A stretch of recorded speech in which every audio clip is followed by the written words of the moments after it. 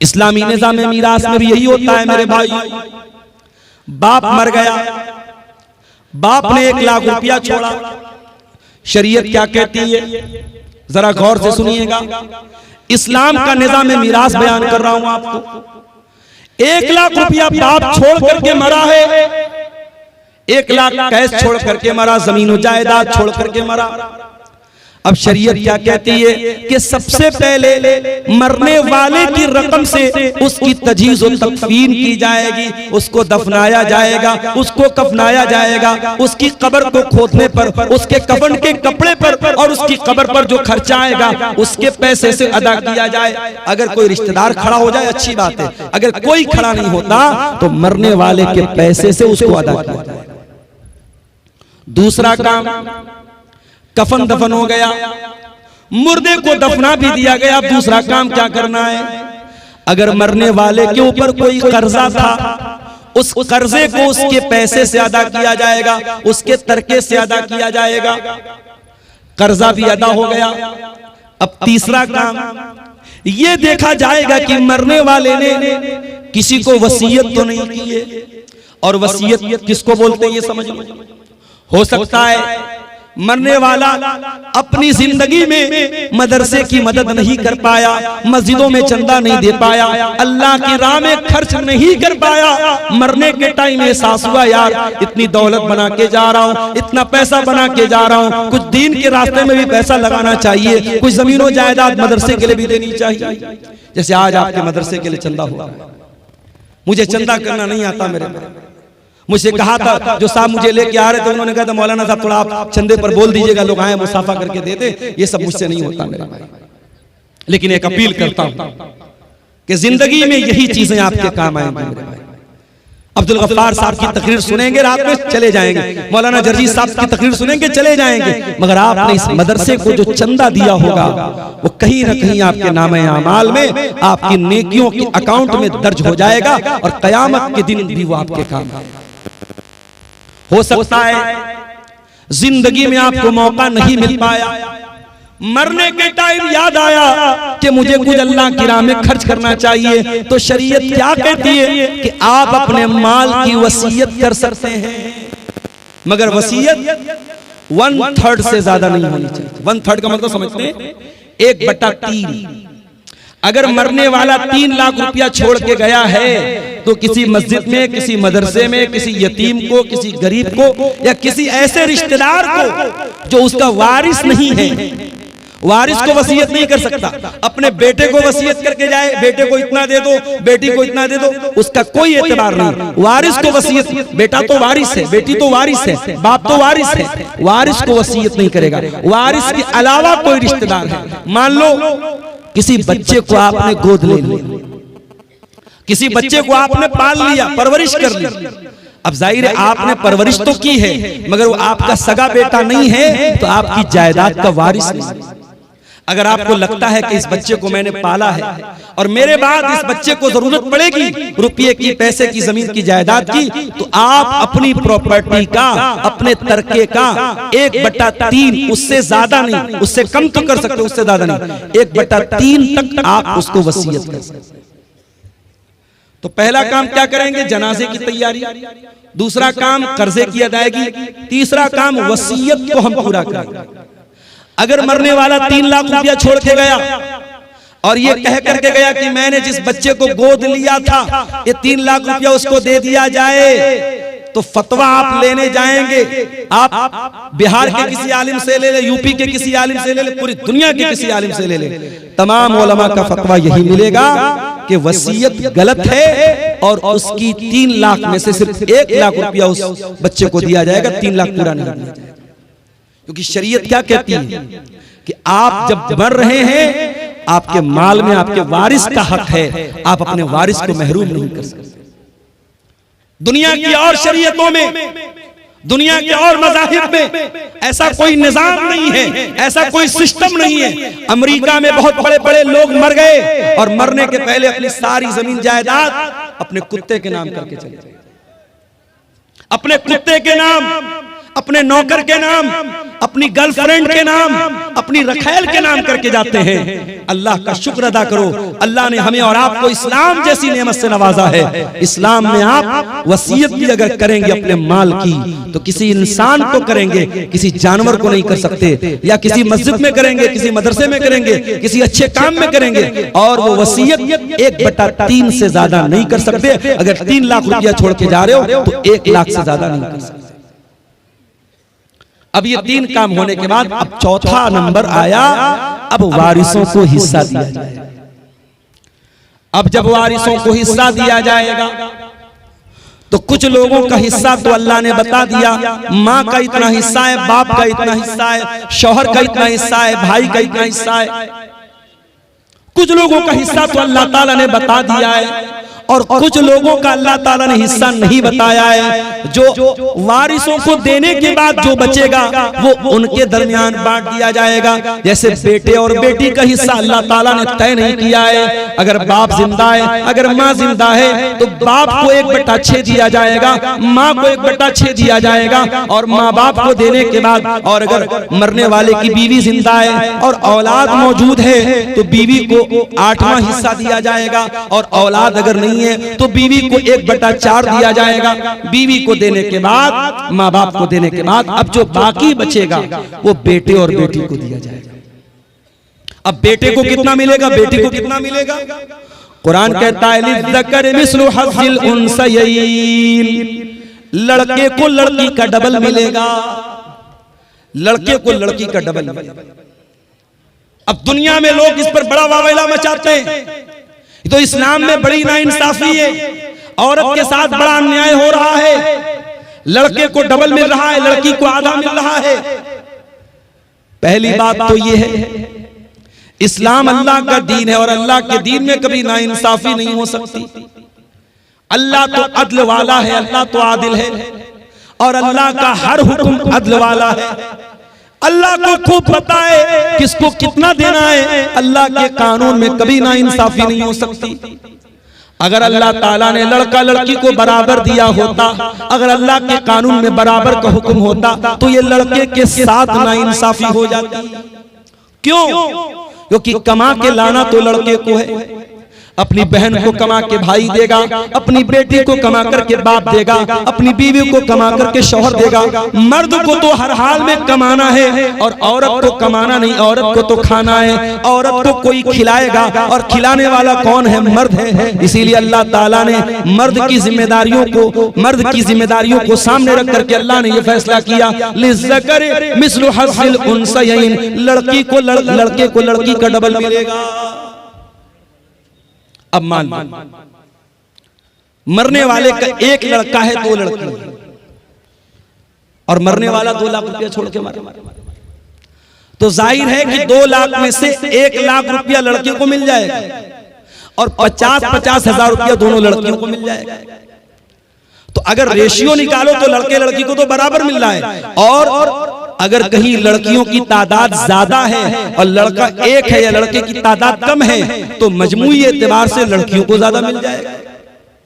तो कुरान कहता है तुम नहीं जानते कि किसको कितना मिलना चाहिए, ये अल्लाह का फैसला और अल्लाह का कानून है, और अल्लाह ने जो तय कर दिया उसी के हिसाब से बांटा जाएगा।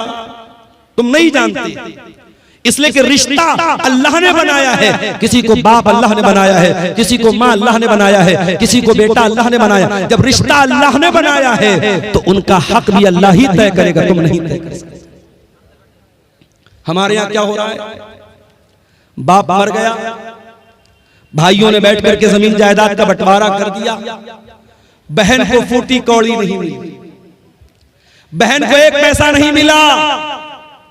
बहन आई, भाई आपने बाप की जायदाद का बंटवारा किया, मुझे क्यों नहीं दिया?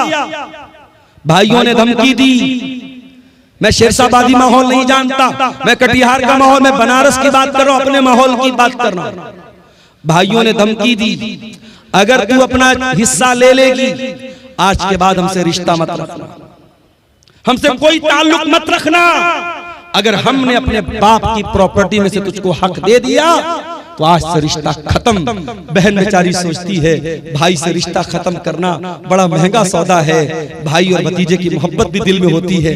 बहन कहती भैया जो है आप रख लीजिए, मुझे कोई जमीन जायदाद नहीं चाहिए। इस तरीके से ब्लैकमेल किया जाता है और प्रेशराइज किया जाता है और दबाव डाला जाता है बहनों के ऊपर, और बहनें मजबूरी में आकर के अपना हिस्सा अपने भाई को लिख लेती हैं।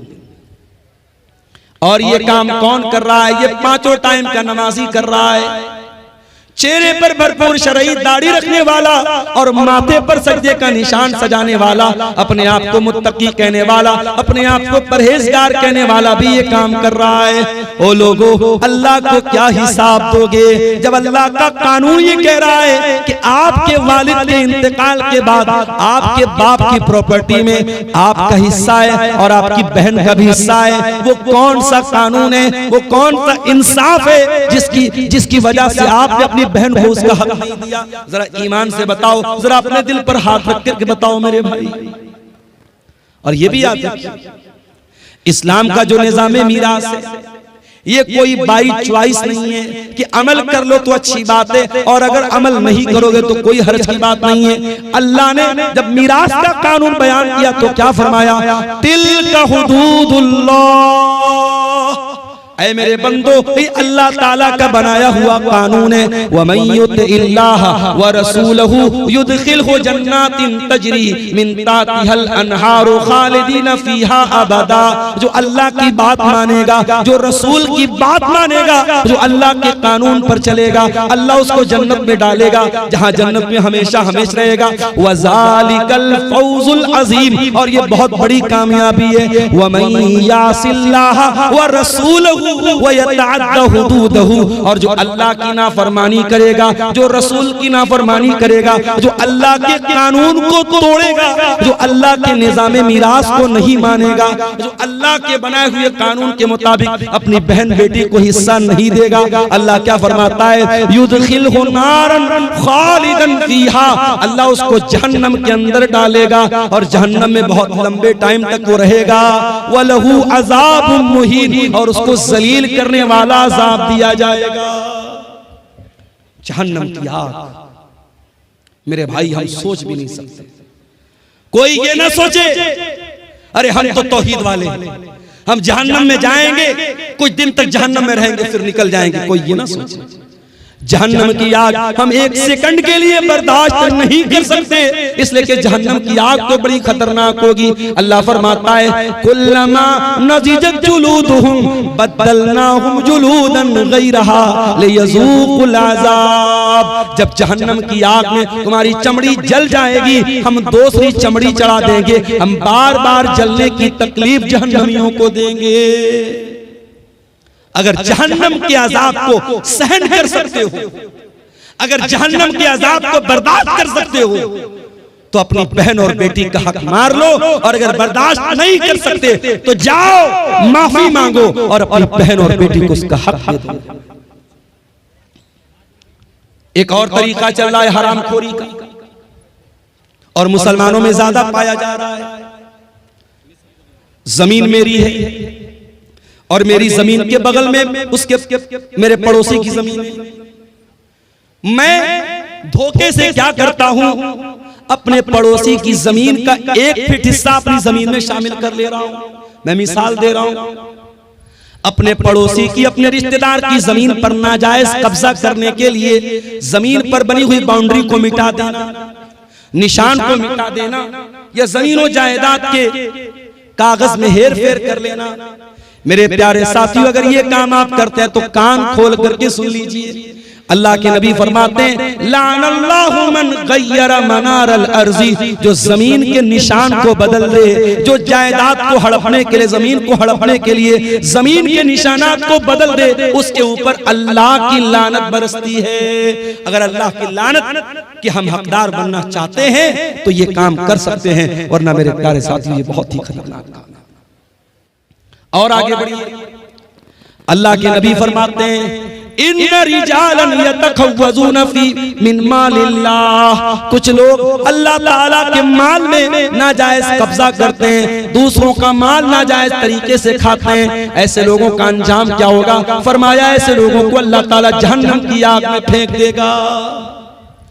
जहन्नम की आग में हराम खाने वालों को अल्लाह ताला डाल देगा। आप में से बहुत सारे लोगों ने हज उमरा भी किया होगा। सऊदी अरब के अंदर दाखिल होते ही इंडिया का रुपया काम करना बंद कर देता है, बांग्लादेश का टका काम करना बंद कर देता है, अमेरिका का डॉलर काम करना बंद कर देता है। सऊदी में आप गए तो आप सऊदी रियाल चाहिए। एक मर्तबा मैं गया उमरा के सफर पे, मैं यहां से रियाल लेके गया। इत्तेफाक से मेरी फ्लाइट डायरेक्ट नहीं थी, तो दुबई के एयरपोर्ट पर फ्लाइट चेंज करनी थी मुझे। अब दुबई के एयरपोर्ट पर सामान भूख लग रही थी, कुछ खाना था, तो वो रियाल भी लेने को तैयार नहीं है। उसने कहा कि हमें दुबई का पैसा चाहिए, जो यूनाइटेड अरब एमिरेट का जो वो दिरहम होता है हमको वो चाहिए, हमको यहाँ सऊदी का रियाल नहीं चाहिए। मेरे पास रियाल था, मैं इंडिया से रियाल बना के लेके गया। हर देश की अपनी एक करेंसी है। अमेरिका के लोग इंडिया में आते हैं, डॉलर को रुपये में बदल के एक्सचेंज करके तब आते हैं। इंडिया का आदमी सऊदी जाता है, अपने रुपये को रियाल में चेंज करता है। हर देश की अपनी एक करेंसी होती है मेरे भाई। एक बात बताऊं आपको, कयामत के दिन करेंसी कौन सी चलेगी? किसी का माल हड़प लिया किसी ने, 1 लाख रुपया किसी का नाजायज कब्जा कर लिया। अब कयामत के दिन जिसका पैसा उसने मारा है, जिसका हक मारा है, उसने अल्लाह की अदालत में कहा, अल्लाह इसने मेरा 1 लाख रुपया नाजायज तरीके से लिया है। अल्लाह के नबी फरमाते हैं कयामत के दिन रुपया तो नहीं चलेगा, पैसा तो नहीं चलेगा, दिरहम तो नहीं चलेगा, दीनार तो नहीं चलेगा। कयामत के दिन कौन सी करेंसी चलेगी? जरा गौर से सुनना कटिहार के लोगों, हसनगंज के लोगों, जरा गौर से सुनना कि कयामत के दिन कौन सी करेंसी चलेगी।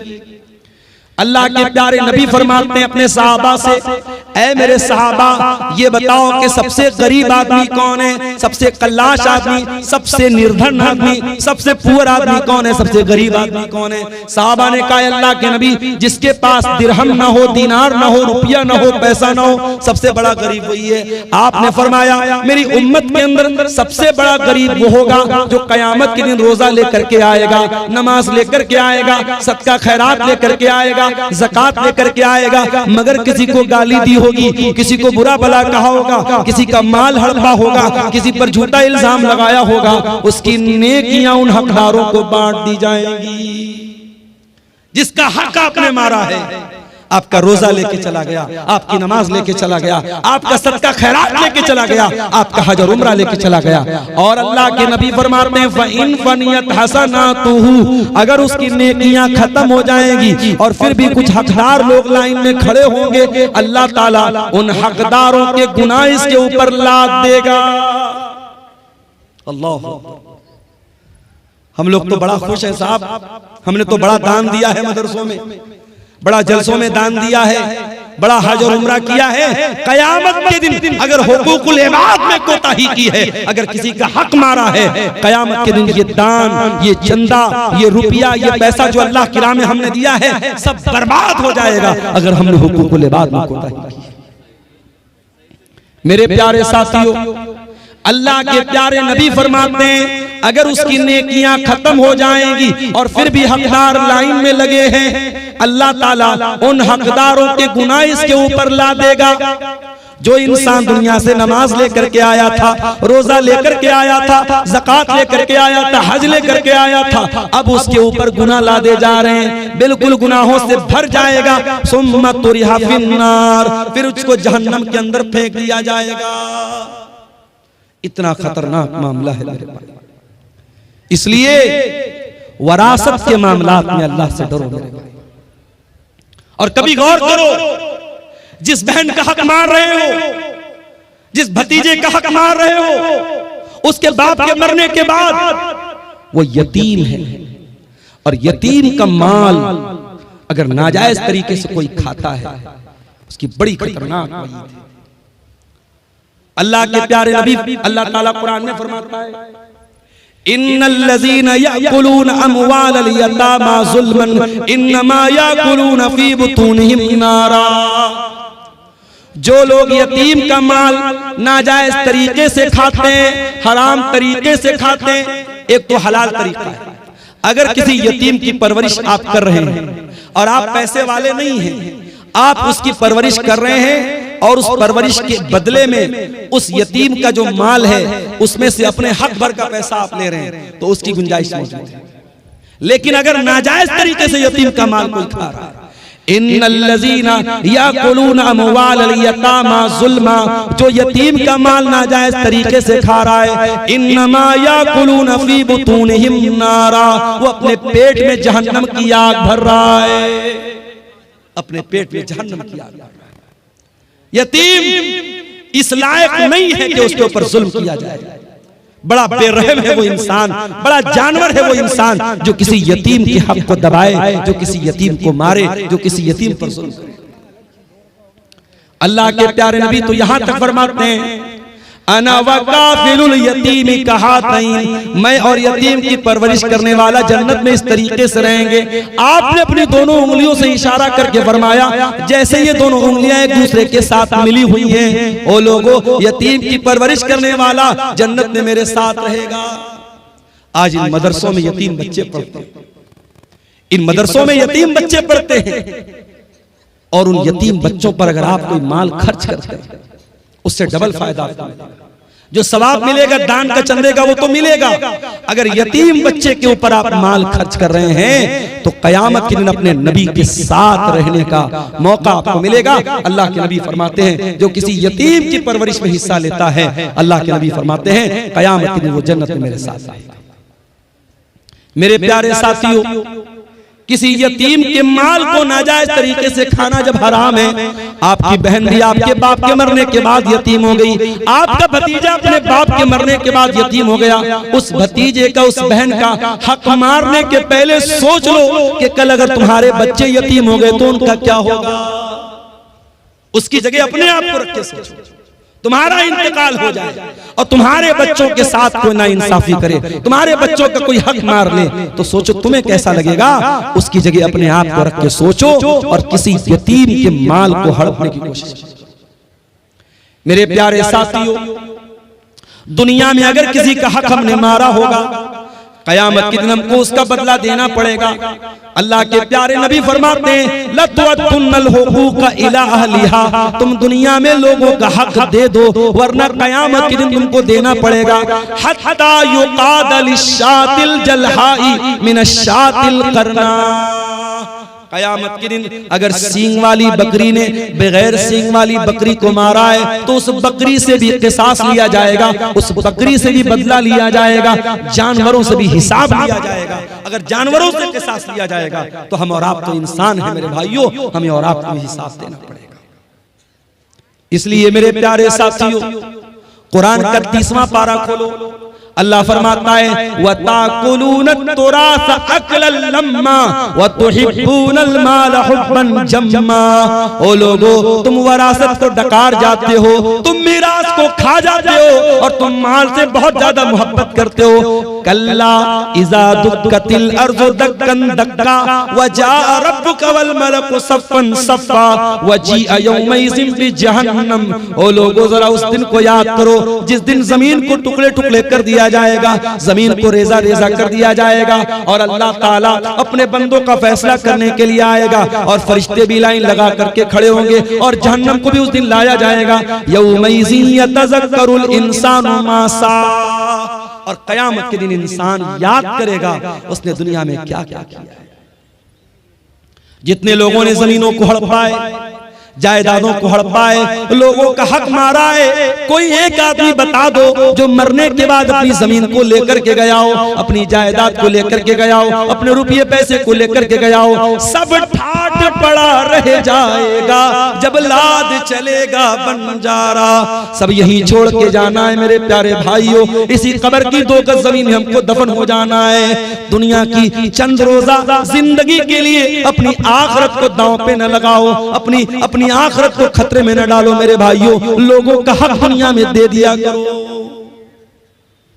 अल्लाह के प्यारे नबी ने इतनी खतरनाक वईद फरमाई।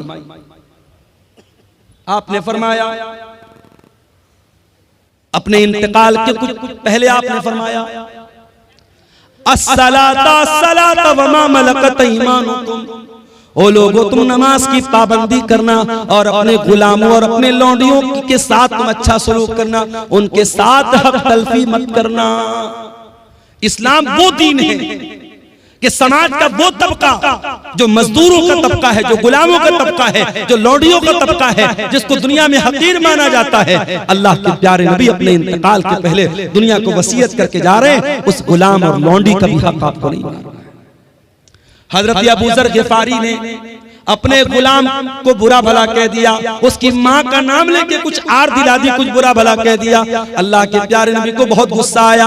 आपने फरमाया, ऐ अबू ज़र, आज तुमने इतना खतरनाक काम किया है कि ये तो दौरे जाहिलियत का काम है, ये तो वो इंसान ये काम करेगा जिसके अंदर दौरे जाहिलियत का कोई हिस्सा रह गया हो। आपने कहा कि ये नौकर चाकर, ये काम करने वाले, ये भी तुम्हारे भाई हैं, जो खाओ उनको खिलाओ, जो पहनो उनको पहनाओ।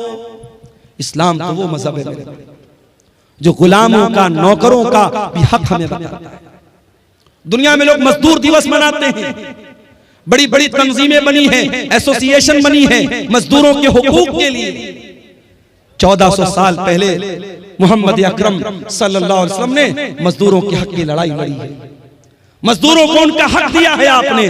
अल्लाह के प्यारे नबी फरमाते हैं, आतुल अजीर हक़्क़हु क़ब्ल अन यजिफ़ अरक़हु, मजदूर का पसीना सूखने के पहले उसकी मजदूरी दे दो। मेरे प्यारे साथियों, इस्लाम तो वो प्यारा दीन है जो हर हकदार को उसका हक टाइम पर देने की तालीम देता है।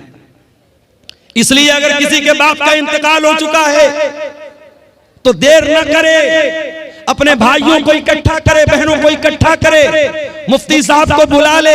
बाप जो जमीन छोड़ के गए, जो जायदाद छोड़ के गए, जो सोना चांदी छोड़ के गए, जो खेत खलियान छोड़ के गए, सबका कैलकुलेशन करके हिसाब कर ले और जिसका जो हक है वो उसको दे दे। मेरे भाई, दुनिया में चंद दिनों की परेशानी सह लो, ये इससे बेहतर है कि हमें आखिरत में अल्लाह के अजाब को सहना पड़े।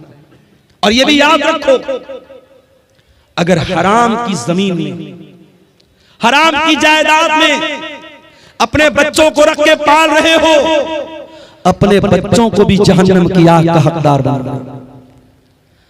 हम ये समझ रहे हैं साहब हम हराम का पैसा कमा रहे हैं, हमारे घर में पैसा आ रहा है, हमारे बच्चे चैन की जिंदगी गुजार रहे हैं, हमारी फैमिली चैन की जिंदगी गुजार। गलत है ये।